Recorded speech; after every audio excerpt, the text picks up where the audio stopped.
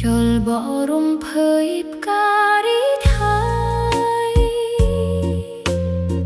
ឆ្នាំថ្មីមកដល់ពួកយើងសប្បាយ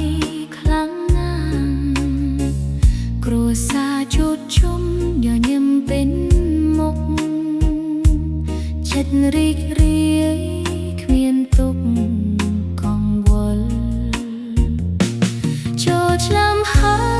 យសប្បាយជាមួយគ្នារំលែងជាងសប្បាយមិនចាស់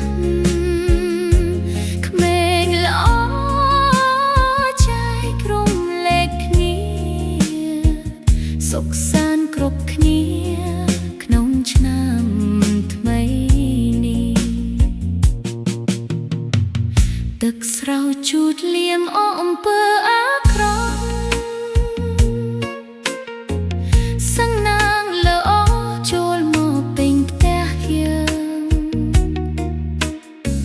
ក្មេងចាស់រងលេងក្រំភ្លេងសប្បា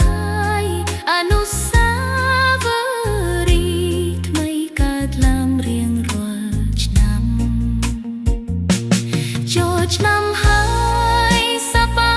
យជាមួយគ្នារំលែងជាងសប្បាយមិនចាស់